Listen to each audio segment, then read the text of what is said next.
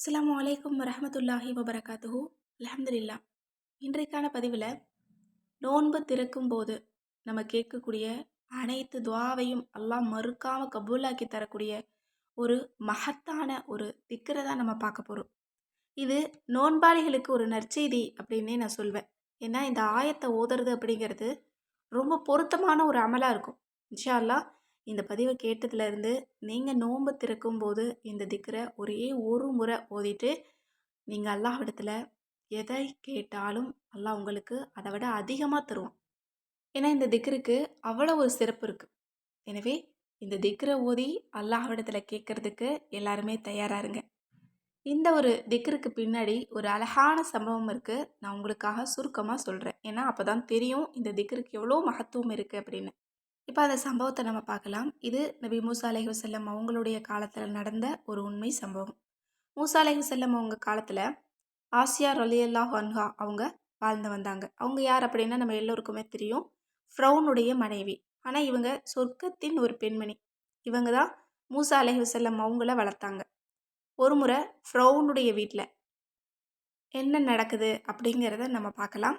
ஃப்ரௌனுடைய மற்ற மனைவிகளுடைய பிள்ளைகளை பராமரிக்கிறதுக்காக ஒரு பெண்மணியை ஏற்பாடு செய்யப்படுது. அதாவது ஒரு பெண்மணியை வேலைக்காக வச்சுருக்காங்க. அந்த பிள்ளைங்களுடைய தலை முடியை வாரி விடுறது, அலங்காரம் செய்கிறது, அதுதான் அந்த பெண்மணிக்கு ஒரு வேலையாக இருக்குது.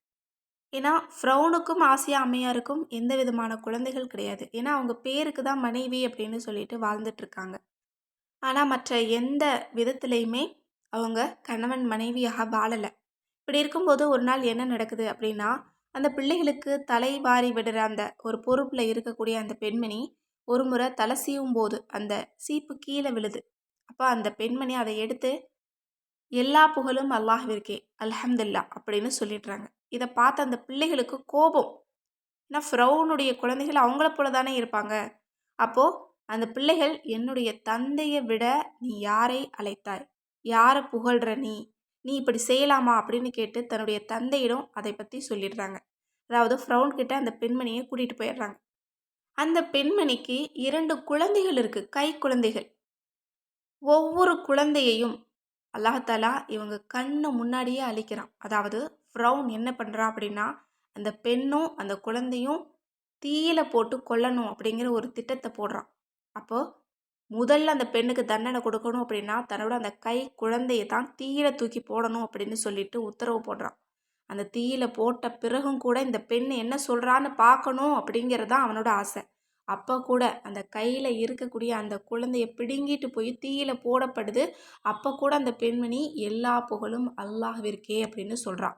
இதே மாதிரி 2 குழந்தைகளையும் போடப்படுது. அடுத்ததாக இந்த பெண்மணியும் தூக்கி தீயில போடப்படுது. அப்பவும் இந்த பெண்மணி எல்லா புகழும் அல்லாஹ்விற்கே அப்படின்னு சொல்லிடுறான்.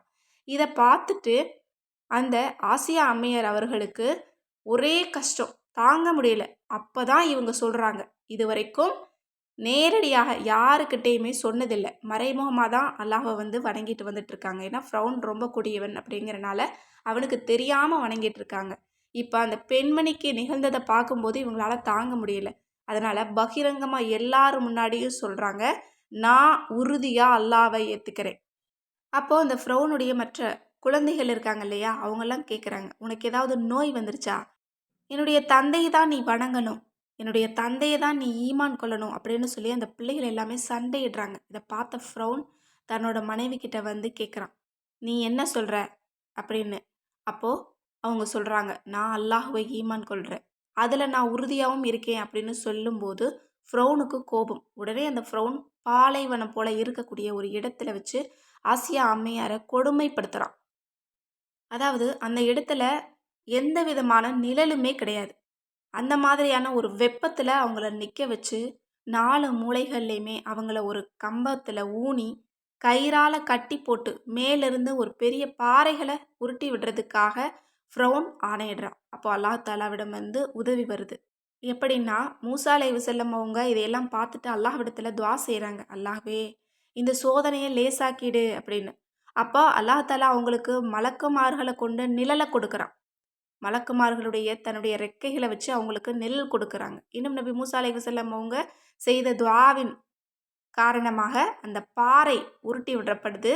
அந்த பாறை இவங்க மேலே விழாமல் எல்லாம் பாதுகாக்கிறான். அப்போது ஆசியா அம்மையார் அவர்கள் இந்த துவாவைத்தான் ஓதுறாங்க. ஓதிட்டு வானத்தின் பக்கம் தன்னுடைய தலையை உயர்த்துறாங்க. அப்போது தான் அல்லாஹ் தாலா அதிசயத்தை நிகழ்த்துறான். அதாவது சொர்க்கத்தில் இவங்களுக்கு கொடுக்கப்படுகின்ற அந்த மாளிகையை இவங்களோட கண்களால் பார்க்குறாங்க. அந்த அளவு இவங்களுக்கு சொர்க்கத்தில் கொடுக்க போகிற அந்தஸ்தை அல்லாஹ் இவங்களுக்கிட்ட காட்டிட்டான். இன்னும் அந்த நேரத்தில் அல்லாஹ் வாக்குறுதியையும் கொடுக்குறான், நீங்கள் சொர்க்கத்தின் ஒரு பெண்மணி அப்படின்னு. அதற்கு பிறகு இவங்க களிமா சொல்லிட்டு ஈமான்தாரியாக அந்த இடத்துலையே மௌத்தாடுறாங்க. அல்லாஹ் தாலா ஆசியா அம்மையாருக்கு கொடுத்த ஒரு பெரிய அந்தஸ்து என்ன அப்படின்னா, சொர்க்கத்தின் பெண்மணிகளில் 4 பேரில் இவங்களும் ஒருத்தங்க அப்படின்னு. மறுமை நாளில் இவங்களுக்கும் நமது ரசூல்லாவுக்கும் திருமணம் நிகழும். இன்ஷா அல்லாஹ் நம்ம எல்லோரும் அதில் கலந்துக்கக்கூடியவங்களாக நம்ம இருக்கிறோம். எப்படிப்பட்ட அந்தஸ்து அல்லாஹ் தாலா கொடுத்துருக்குறான்னு பாருங்கள். அவங்க இந்த துவாவை தான் ஓதுறாங்க. அல்லாஹ் தாலா அவங்களுக்கு கொடுக்கக்கூடிய பரிசை கண்களால் காட்டிட்டான். அப்போ இந்த துவா எப்படிப்பட்ட ஒரு துவான்னு பார்க்கணும். இது திருக்குரானில் ஒரு சிறந்த வசனமாக இருக்குது. அதுதான் ரப்பிபினிலி இந்தக்க பைத்தன் ஃபில் ஜன்னா. என்னுடைய ரப்பே, உன்னுடைய சொர்க்கத்தில் எனக்கு ஒரு வீட்டை கட்டுவாயாக அப்படின்னு ஒரே ஒரு முறை தான் இதை சொல்லி கேட்குறாங்க. அல்லாஹ் தாலா அவங்களுக்கு ஒரு மாளிகையவே கட்டி வச்சிருக்கிறத கண்களால் காட்டிட்டான். அல்லாஹ் தாலா கேட்ட நிமிஷத்தில் ஒரு பரிசை கொடுக்குறான்.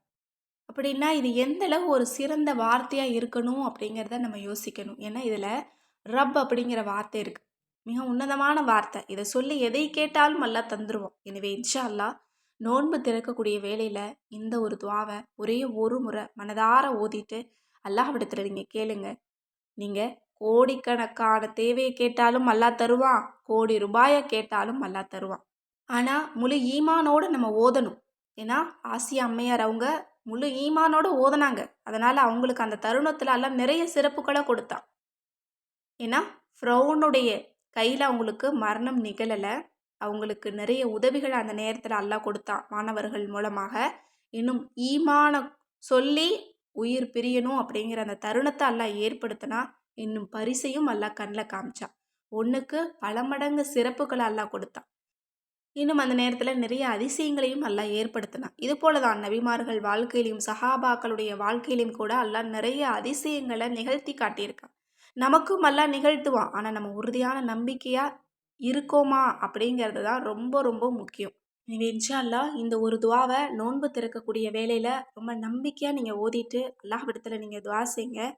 இந்த ஒரு துவா உங்களோட வாழ்க்கையை கூட மாற்றும். நீங்கள் கேட்கக்கூடிய நிறைய விஷயங்களை கூட அல்லாஹ் தாலா உங்களுக்கு பரிசாக கொடுப்பான். எனவே இந்த வருஷத்துக்கு உங்களுக்கு என்ன வேணுமோ அதை அல்லாஹ்விடத்தில் கேளுங்க. அல்லாஹ்விடமிருந்து பரிசை நீங்கள் அடைவீங்க. இன்னும் மறுமைக்கு தேவையானதையும் கேளுங்க.